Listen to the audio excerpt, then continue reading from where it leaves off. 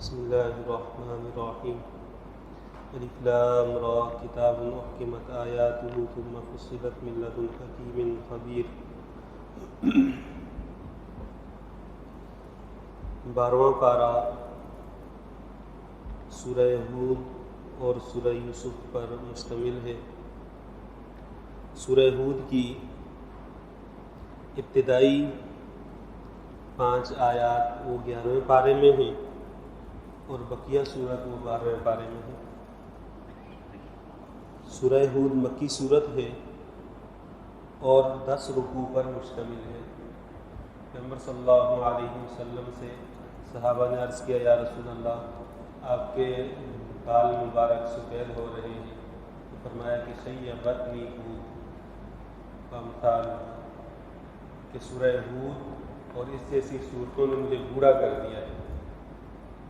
سورہ ہود میں جو مضامین بیان ہوئے ہیں ان میں انبیاء علیہ السلام کی بعثت اور ان کو تنبیہ، پھر اللہ تعالیٰ کا خاص انداز جس پر ان سے مواخذہ کیا گیا، یہ ساری چیزیں سورہ ہود میں آپ کو جگہ جگہ ملیں گی۔ ابتدا میں قرآن کریم کی حقانیت بیان ہوئی ہے، پھر اس کے بعد فرمایا کہ اللہ کی ذات وہ سب سے بڑی ذات ہے کہ جس سے بندہ چھپ کر گناہ کرتا ہے اور یہ سمجھتا ہے کہ مخلوق تو نہیں دیکھ رہی، اللہ بھی نہیں دیکھ رہا، ایسا نہیں ہے۔ اللہ دیکھتا ہے، جب بھی بندہ گناہ کرتا ہے اللہ تعالیٰ اس کو دیکھ رہا ہے، یہ سوچ لے، پھر اس کے بعد وہ گناہ کی طرف قدم بڑھانا چاہتا ہے تو چلا جائے۔ پھر اس کے بعد رزق کے متعلق فرمایا کہ کائنات میں جو بھی چیز ہے اس کا رزق اللہ تعالیٰ نے اپنے ذمے لیا ہوا ہے، اور اللہ تعالیٰ اس کے ٹھکانے کو بھی جانتے ہیں اور اس تک رزق کس طرح پہنچانا ہے یہ اللہ کو پتہ ہے۔ حضرت موسیٰ علیہ السلام کے بارے میں آتا ہے کہ انہوں نے ایک پتھر لیا، اس کو توڑا تو اس پتھر کے اندر سے ایک کیڑا نکلا، اس کیڑے کے منہ میں سبز پتا تھا، اور وہ کیڑا تسبیح یہ پڑھ رہا تھا، سبحان من یرانی ویسمع کلامی ویرزقنی ولا ینسانی، کہ وہ ذات پاک ہے جو مجھے دیکھ رہی ہے، میری بات کو بھی سن رہی ہے، مجھے روزی بھی دے رہی ہے اور مجھے بھولتی بھی رہی۔ اللہ تعالیٰ بندے کا رزق اس تک پہنچا دیتے ہیں، البتہ بندہ جلد بازی میں حلال اور حرام کے غلط فیصلے کرتا ہے، اس کا اختیار اللہ نے بندے کو دیا ہوا ہے۔ پھر اس کے بعد قرآن کریم کی حقانیت کہ قرآن کے مقابلے میں کوئی بندہ ایک آیت بھی نہیں لا سکتا، 10 آیات کا چیلنج ہے، ایک آیت کا، ایک سورت کا، آج تک کوئی بھی اس دعوے کو قبول نہیں کر سکا، اس چیلنج کو۔ پھر انسانوں کی 2 قسمیں بیان کی ہیں کہ ایک تو وہ طبقہ ہے من کان یرید الحیات الدنیا وزینتہا نوفی الیہم اعمالہم فیہا وہم فیہا لا یبخسون، کہ دنیا میں جو لوگ زندگی گزار رہے ہیں، ایک طبقہ ان لوگوں کا ہے جو دنیا میں زندگی گزار رہے ہیں اور دنیا ہی ان کا محور ہے۔ انہوں نے زندگی اس طرح گزارنی ہے کہ اس دنیا میں ہم ہر اعتبار سے راحت حاصل کر لیں، آخرت سے وہ لوگ غافل ہیں۔ جبکہ دنیا میں کسی کو جتنی بھی راحت مل جائے، اب تھوڑی دیر کے لیے سوچیں کہ بڑے سے بڑا ایک بادشاہ ہے، اس کے بارے میں سوچیں کہ اپنے دور میں وہ کیسا رہا، آج کہاں ہے، کوئی نام لینے والا نہیں۔ اسی طرح ہم میں سے ہر بندہ وہ جتنی آسائش، جتنی راحت، جتنی دین بیزاری، جتنا دین سے دوری اختیار کر کے مزے کی زندگی سمجھ کر اس کو گزار لے گا، بالآخر ایک دن ایسا آئے گا کہ وہ دنیا سے چلا جائے گا، اولئک الذین لیس لہم فی الآخرۃ الا سوء، کہ آخرت میں سوائے خرابی اور برائی کے ان کو اور کچھ نہیں۔ تو وہ دنیا کی زندگی ان کے لیے اصل ہے، وہ اس کے مطابق وقت گزار رہے ہیں۔ ایک طبقہ وہ ہے کہ جو دنیا میں وقت گزار رہا ہے، وہ نکاح بھی کرتا ہے، ان کے بچے بھی ہیں، وہ کام کاج بھی کرتے ہیں، وہ دنیا بھی کماتے ہیں، لیکن ان کا محور آخرت ہے اور ان کے سامنے ہمیشہ آخرت رہتی ہے۔ ان کے متعلق فرمایا کہ یہ کامیاب لوگ ہیں۔ دونوں کو ذکر کرنے کے بعد ایک فریق کو اندھا اور بہرا قرار دیا اور دوسرے کو دیکھنے والا اور سننے والا قرار دیا۔ اس کے بعد فرمایا کہ اندھے اور بینا، بہرے اور سننے والے کیا یہ دنیا میں برابر سمجھے جاتے ہیں؟ لوگ ان میں فرق کرتے ہیں، تو اللہ کے ہاں بھی ان میں فرق ہے۔ پھر اس کے بعد نوح علیہ السلام کا بڑی تفصیل سے قرآن کریم نے اس مقام پر ذکر فرمایا ہے۔ نوح علیہ السلام کو جس قوم کی طرف بھیجا گیا، 950 سال تک پیغمبر نے دعوت دی، اس کے نتیجے میں ایمان لانے والوں لوگوں کی تعداد انتہائی کم تھی۔ مفسرین نے 80 کی تعداد لکھی ہے۔ 950 سال میں 80 بندے ایمان لائے۔ آج ہم لوگ اگر تبلیغ میں چلے گئے اور اس سے روزے میں ہمارے ساتھ اگر کوئی بندہ مسجد میں نہ آیا تو ہم کہتے ہیں کہ ہمارا تو وقت شاید ضائع ہو گیا۔ ایک پیغمبر کی زندگی، عام آدمی کی نہیں، پیغمبر کی زندگی، اس میں سے 950 سال لیے گئے اور ایمان لانے والے 80 بندے۔ لیکن قرآن نے پیغمبر کو کامیاب کہا ہے کہ جو دین کی دعوت دے رہا ہے وہ دعوت دیتا رہے، کوئی مانے یا نہ مانے، وہ دعوت دیتا رہے۔ اس دعوت کے نتیجے میں اللہ کے ہاں وہ کامیاب شمار ہوگا۔ پھر اللہ تعالیٰ نے نوح علیہ السلام کو کشتی بنانے کا حکم دیا۔ جب وہ کشتی بنا رہے تھے اس وقت ان کو حکم دیا کہ وہ لوگ آ کر مذاق کرنے لگے۔ نوح علیہ السلام کو اللہ تعالیٰ نے جب کشتی تیار ہوئی فرمایا کہ ہر صنف کا ایک ایک جوڑا لے لو اور اپنے گھر والوں کو اس میں داخل کر لو، اور کشتی پانی آئے گا اور کشتی نکل جائے گی یہاں سے۔ نوح علیہ السلام نے اپنے گھر والوں کو بٹھایا، اپنے بیٹے کو آواز دی کہ کشتی میں آ جاؤ، تو اس کے دل پر مہر لگ چکی تھی۔ نوح علیہ السلام کا جو بیٹا تھا اس کے دل پر مہر لگ چکی تھی، وہ حق کو قبول کرنے والا نہیں تھا۔ اس نے اپنے نوح علیہ السلام سے کہا کہ میں تو آپ کے ساتھ نہیں آ سکتا، آپ کشتی میں جائیں، یہ جودی پہاڑ ہے، میں تو اس کی چوٹی پہ چڑھوں گا، پانی وہاں تک تو کبھی نہیں آ سکتا، میں تو وہاں نکل جاؤں گا۔ یہ جو اس کے جملے تھے پیغمبر کے گھر میں پیدا ہونے کے باوجود،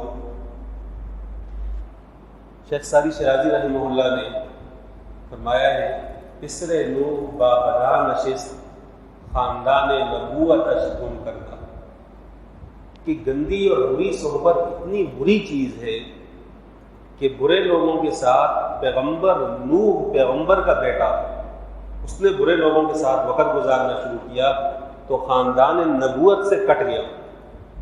اللہ نے فرمایا انہ لیس من اہلی انہ عمل غیر صالح۔ نوح علیہ السلام نے کہا یا اللہ میرا بیٹا تو غرق ہو گیا۔ قرآن نے عجیب انداز سے یہ مکالمہ بیان کیا ہے کہ وہ آپس میں بات کر رہے تھے، وحال بینہم الموج فکان من المغرقین۔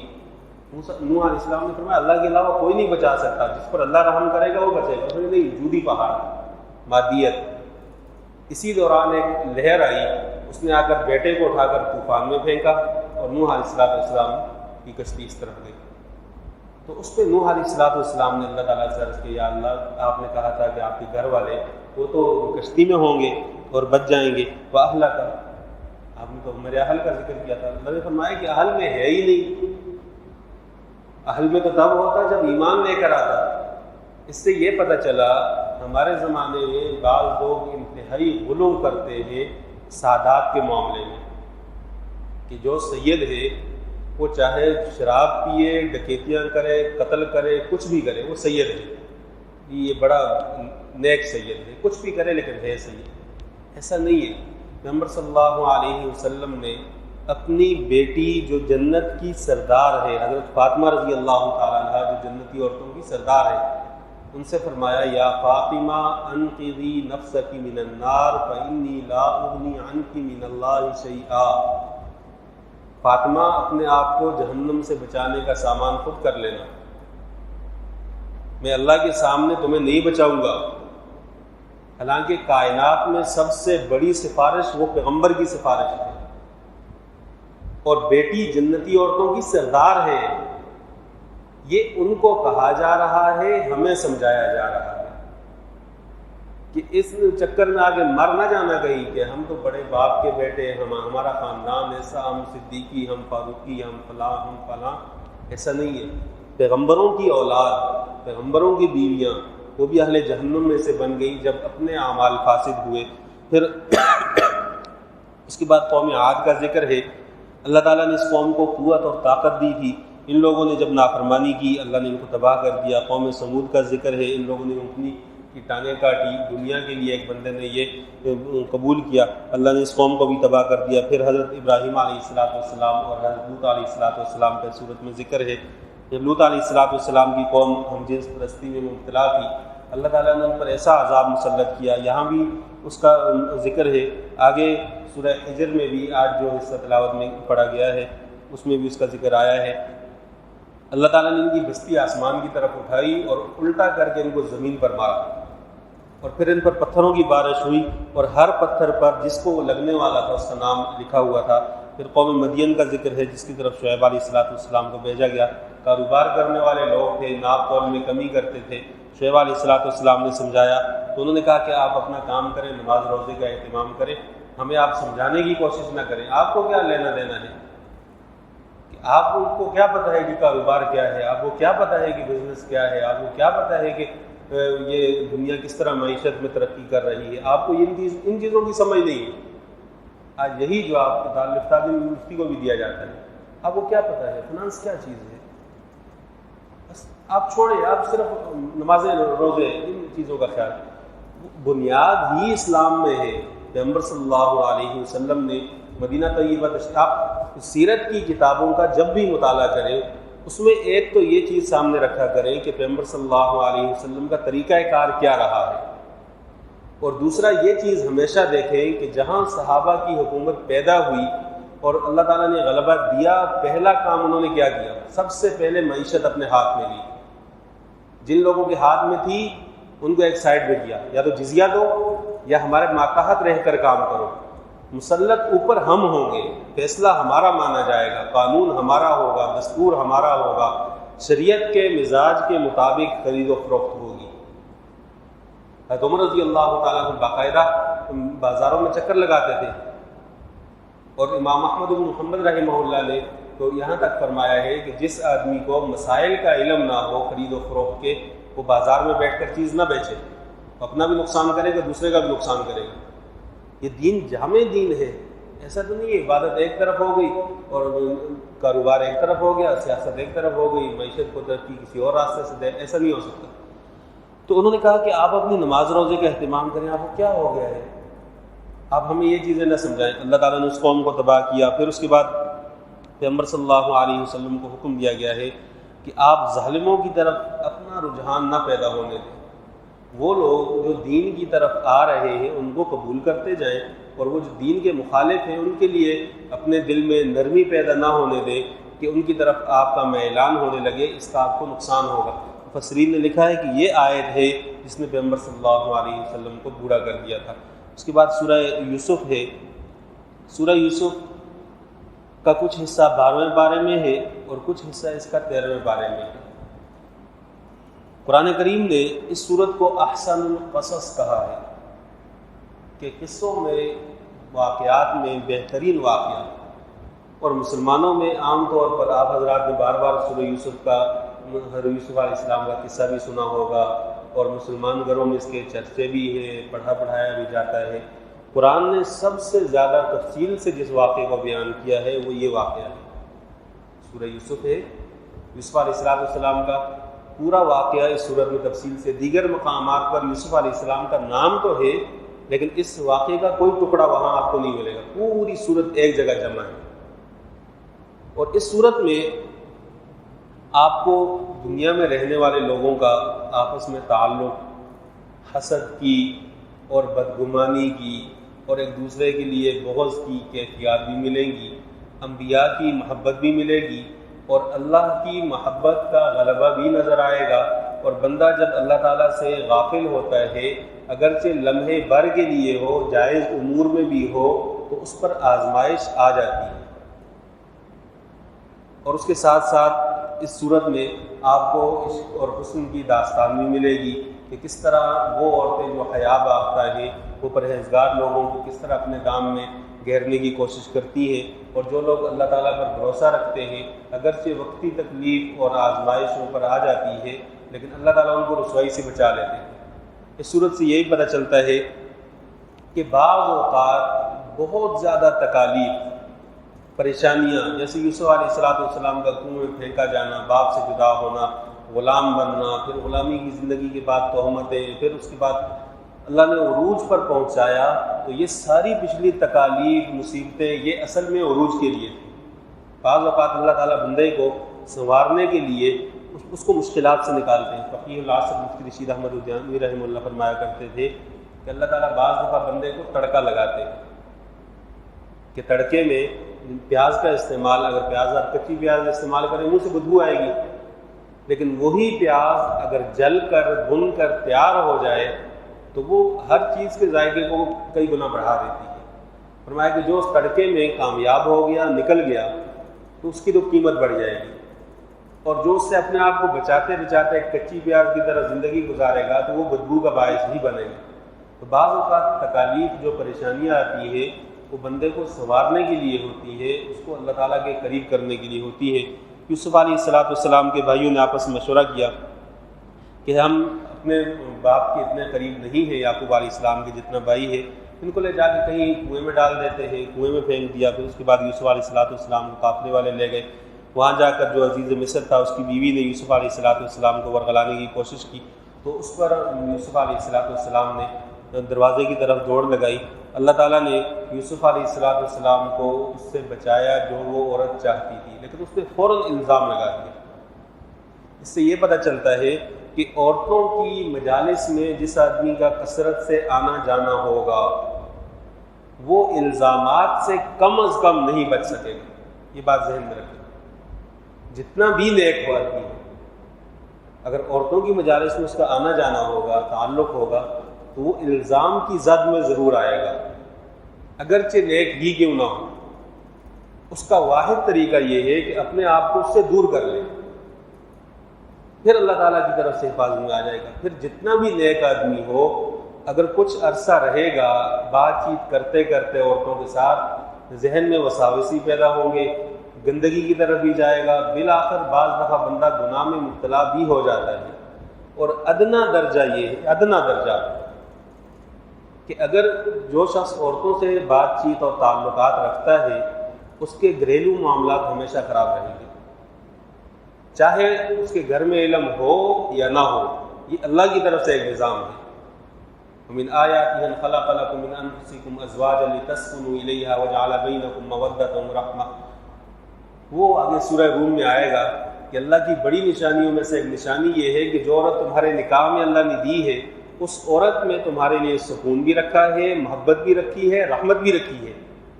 لیکن جب انسان اس کو چھوڑ کر باہر کسی اجنبی عورت کی طرف مڑے گا تو لا محالہ اللہ تعالیٰ اس عورت کے دل سے اس کی محبت نکال دے گی، اس کی زندگی خراب ہونے شروع ہو جائے گی۔ یہاں آپ دیکھیں پیغمبر جیسی بڑی شخصیت، پیغمبر، اس پر الزام لگ گیا، جھوٹا الزام تھا لیکن لگ گیا، اور الزام کو صاف کرتے کرتے بھی پھر عرصہ گزر جاتا ہے۔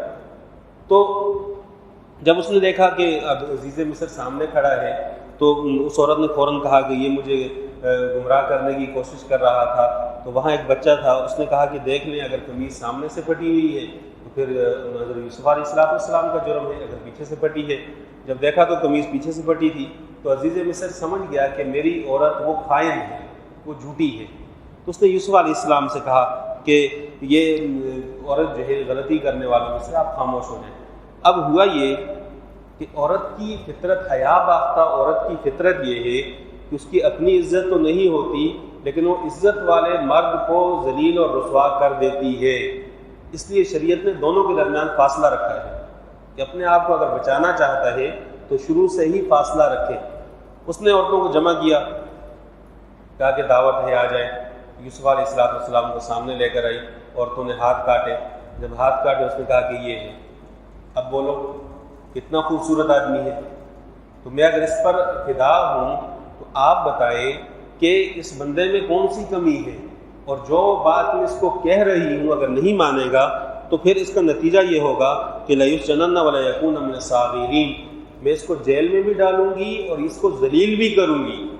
یہ جو قرآن کے الفاظ ہیں یہ بڑے نپے تلے انداز میں قرآن نے ذکر کیے ہیں۔ اس کے لیے اور جملے بھی استعمال ہو سکتے تھے کہ جو بندہ اس راستے پر چلے گا وہ ذلت کے لیے بھی تیار رہے اور پھر اس کو ناحق جیل میں بھی ڈالا جا سکتا ہے، یہ ذہن میں رکھا جائے۔ اگرچہ اس کا دل صاف ہے، اگرچہ وہ نیک اور پاک ہے۔ ہمارے حضرت اسی وجہ سے انتہائی مخالفت فرمایا کرتے تھے خواتین کے ساتھ تعلق رکھنے کی، کہ ضرورت حد سے زیادہ ضرورت ہو تو سخت لہجے میں بات کریں۔ اس سے عورتوں میں تو یہ چرچے ہو جاتے ہیں کہ جی بڑا ہوا یہ بدبخت آدمی ہے، بڑا سخت آدمی ہے، یہ اس کی تو عورتوں کے ساتھ زبان ہی ایسی ہے، کوئی حرج نہیں، یہ بدنامی قبول ہے، لیکن وہ بدنامی اور ذلت جس کا قرآن نے ذکر کیا ہے اس سے اپنے آپ کو دور رکھا جائے۔ پھر اس کے بعد یوسف علیہ السلام جیل میں چلے گئے، وہاں 2 قیدیوں سے ملاقات ہوئی ہے۔ قیدی نے کہا میں نے خواب دیکھا ہے کہ میرے سر پہ روٹیوں کا ٹوکرا ہے، اس سے پرندے کھا رہے ہیں، اور دوسرے نے کہا کہ میں شراب نچوڑ رہا ہوں۔ تو حضرت یوسف علیہ السلام نے اسے فرمایا کہ میری بات سن لیں، پھر میں اس کے بعد آپ کو تعبیر بتا دیتا ہوں۔ اس سے یہ پتہ چلا کہ جس آدمی کو اللہ تعالیٰ کسی فن میں مہارت دے دے، مثلا ایک بندہ ہے اللہ نے اس کو مہارت دی ہے کسی کام میں، اس کے پاس کوئی شخص آتا ہے تو وہ کام تو اس کا کر کے دے، لیکن اس کے کان میں دین کی 1-2 باتیں ڈال دے۔ انبیاء کا طریقہ یہ ہے کہ بندہ اپنے کام سے آیا ہے کہ جی میری فلاں مسئلہ ہے، آپ اس کا مسئلہ سن لیا جائے تسلی سے، پھر اس کے ذہن میں دین کی 1-8 بات ڈال دی جائے جتنی معلوم ہے، کہ بھائی دیکھو نماز ایک ایسی چیز ہے کہ جو مرض وفات میں بھی چھوڑنے کی اجازت نہیں ہے، تو آپ بھی اہتمام کریں، میں بھی کروں گا، بس اتنی بات کریں کافی ہے۔ اس کو گھنٹوں لیکچر دینے کی کوئی ضرورت نہیں۔ انبیاء کا یہی طریقہ کار ہے۔ پھر ان کو تعبیر بتائی، فرمایا ایک کو تو پھانسی ہوگی، دوسرا بادشاہ کا مصاحب بنے گا، اسی طرح ہوا۔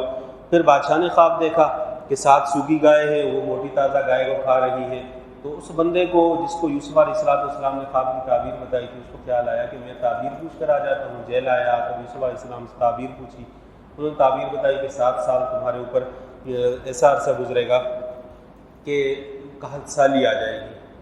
تو ان 7 سالوں میں پہلے تو تم اچھا خاصی فصل اٹھاؤ گے، پھر 7 سال قحط سالی کے ہوں گے۔ پھر اس قحط سالی میں کرنا یہ کہ جو غلہ جمع ہے اس کو درمیان اعتدال کے ساتھ استعمال کرنا، کچھ استعمال کر لینا، کچھ رکھنا، پھر آگے چل کر اس کو بیج کے طور پر استعمال کرنا، اور پھر اگلے 7 سالوں میں اللہ تعالیٰ کی طرف سے تمہارے پاس فراوانی آ جائے گی۔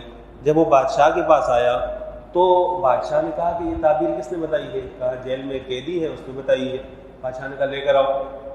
تو جب وہ دوبارہ آیا تو یوسف علیہ السلام نے اس سے کہا کہ ارجع الی ربک فاسألہ ما بال النسوۃ اللتی قطعن ایدیہن، کہ جاؤ جا کر بادشاہ سے کہو ان عورتوں کے معاملات پہلے پتہ کرو جنہوں نے اپنے ہاتھ کاٹے تھے اور میرے اوپر الزام لگا تھا، پہلے بتائیں تو صحیح میں کیوں جیل میں آیا ہوں، میرا جو جرم ہے اس کی تحقیق تو کریں کہ میں مجرم ہوں، اگر تو مجھے جیل میں رہنے دیں، اور اگر میں بے گناہ ہوں تو میری بے گناہی کا بتایا جائے۔ اس لیے کہ نبی نبوت کا دعوے دار اور پھر اللہ تعالیٰ کی طرف سے لوگوں کی طرف بھیجا گیا وہ شخص ہے کہ جس نے دین کے احکامات سمجھانے ہیں۔ اگر اس کی ذات ہی متنازع ہو تو پھر وہ لوگوں کو کیا سمجھائے گا؟ پیغمبر صلی اللہ علیہ وسلم نے فرمایا لو لبثت فی السجن کما لبث یوسف لاجبت الداعی، کہ یوسف علیہ السلام اتنا عرصہ جیل میں رہے، پھر اس کے بعد مفسرین نے اس کے 9، 13، 15 سال لکھے ہیں، اتنا لمبا عرصہ جیل میں، بے گناہ شخص۔ فرمایا کہ اتنا عرصہ اگر میں جیل میں رہتا اور مجھے پیغام آتا کہ چلے آپ کو جیل سے نکالتے ہیں تو لاجبت الداعی میں نکل کے چل پڑتا کہ میں تو بے گناہ ہوں۔ لیکن یوسف علیہ السلام کا صبر اور تحمل بیان فرمایا ہے کہ وہ اتنے صبر والے پیغمبر تھے کہ انہوں نے کہا پہلے معاملے کو صاف کیا جائے۔ ان عورتوں نے کہا ہم جھوٹی تھیں، ہم نے جھوٹے الزام لگائے تھے، اور عزیز مصر نے بھی اس بات کو قبول کیا۔ یوسف علیہ السلام باہر تشریف لائے۔ پھر یوسف علیہ السلام جب باہر آئے، 13ویں پارے کے شروع میں جو مضمون بیان ہوا ہے کہ یہ جو نفس امارہ ہے اس سے کوئی بندہ اپنے آپ کو بری نہ سمجھے، کہ کوئی یہ نہ سمجھے کہ میں اتنا نیک بن گیا ہوں، میں اتنا پرہیزگار بن گیا ہوں اور اب مجھے ضرورت نہیں ہے کہ میرے اوپر شیطان غلبہ نہیں کر سکے گا، ایسا نہیں ہے۔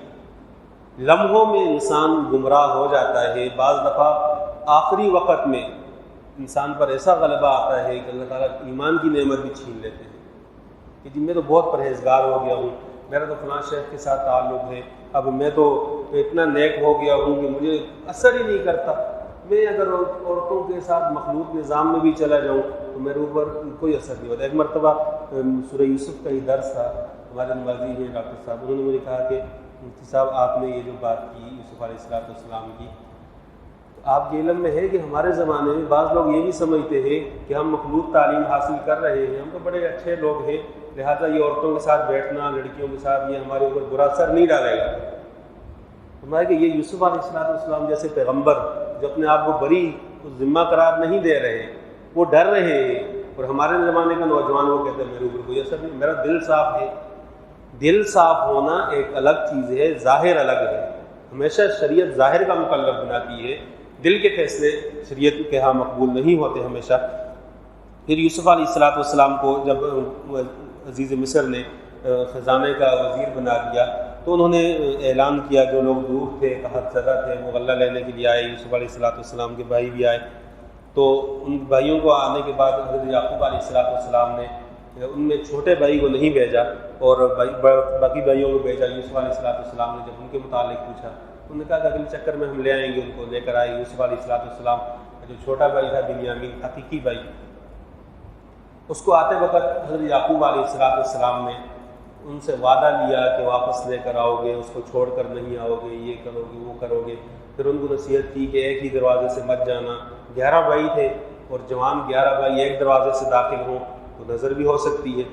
تو اور نظر کا حدیث میں ذکر بھی ہے, ثبوت بھی ہے کہ جو اللہ کی طرف سے ہونی ہے وہ تو ہو کر رہے گی, لیکن نظر سے انسان کو نقصان بہت پہنچتا ہے.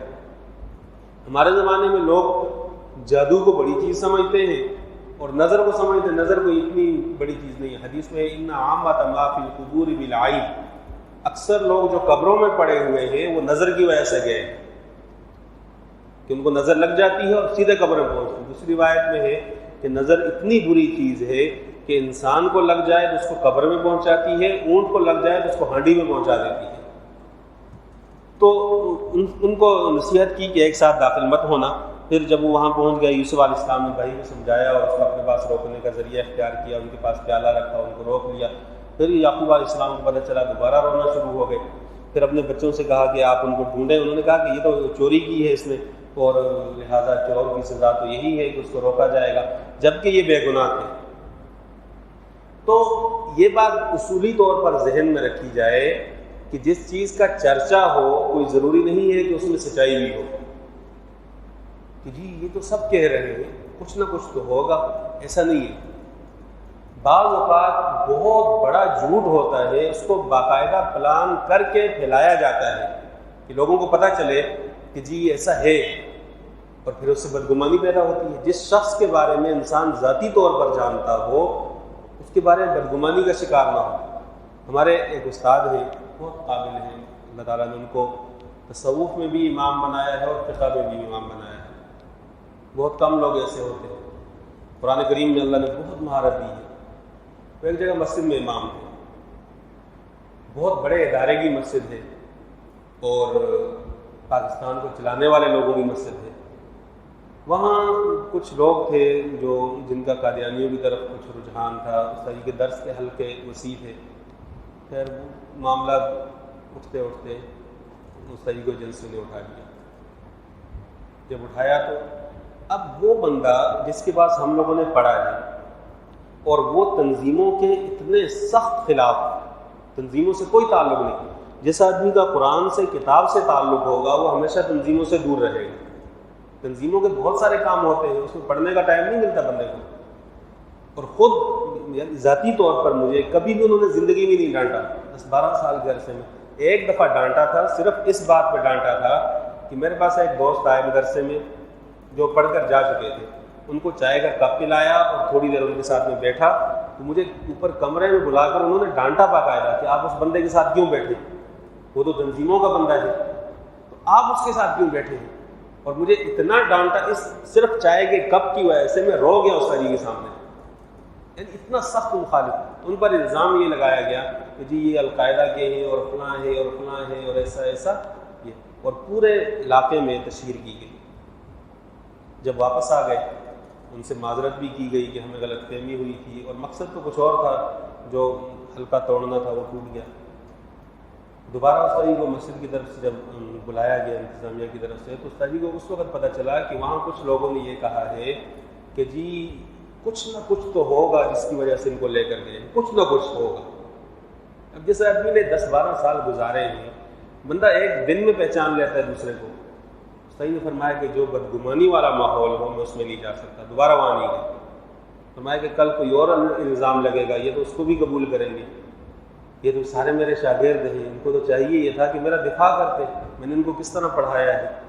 تو بعض اوقات جس چیز کا چرچا ہوتا ہے وہ سچی ہو یہ کوئی ضروری نہیں۔ یہاں انہوں نے سارے بھائیوں نے اکٹھے ہو کر کہا کہ وہ اس نے چوری کی ہے اور وہ چوری کی وجہ سے پکڑا گیا ہے، جبکہ وہ چوری کے معاملات چور نہیں تھا، اس پر چوری کا الزام وہ غلط تھا۔ پھر یوسف علیہ السلام نے اپنے بھائیوں کے ساتھ وہی معاملہ کیا کہ جو انبیاء کی شان ہے، ان سے فرمایا کہ میں تمہیں کوئی مواخذے میں نہیں پکڑوں گا، یہ قمیص لے کر جاؤ والد کے آنکھوں پر ڈالو، والد اللہ تعالیٰ کوئی روشنی لوٹا دیں گے۔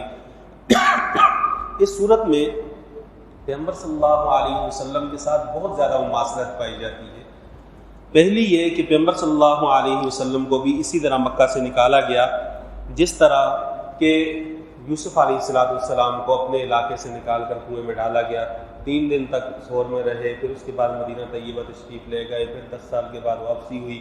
پھر جب واپسی ہوئی تو اللہ نے وہ شان، شوکت، قوت، اقتدار بخشا کہ اگر چاہتے تو سارے اہل مکہ کو کاٹ کے پھینک دیتے، لیکن پیغمبر صلی اللہ علیہ وسلم نے اعلان فرمایا من دخل بیت ابی سفیان آمنا، جو ابو سفیان کے گھر چلا گیا امن میں ہے، فلاں امن میں ہے، فلاں امن میں ہے، سب کے لیے عام معافی، لا تثریب علیکم اليوم، کہ کوئی مواخذہ نہیں ہے، کوئی گرفت نہیں ہے۔ پھر پیغمبر صلی اللہ علیہ وسلم کو آخر میں فرمایا گیا کہ آپ قرآن کریم کی یہ جو دعوت ہے، دین کی یہ جو دعوت ہے، اس کی نسبت اپنی طرف کر کے لوگوں کو سمجھائیں کہ یہ میرا راستہ ہے، اور جو میرا راستہ ہے میں خود بھی سیدھے راستے پر چل رہا ہوں، جو میری پیروی کرے گا وہ بھی سیدھے راستے پر چلے گا، اور گمراہی سے اللہ تعالیٰ اس کو بچا دیں گے اور ہدایت کی طرف لے کر آ جائیں گے، اور یہ دنیا اور آخرت کی کامیابی ہے۔ اللہ تعالیٰ سے دعا ہے قرآن تعلیمات پر عمل کرنے کی توفیق عطا فرمائے۔ الحمدللہ رب العالمین۔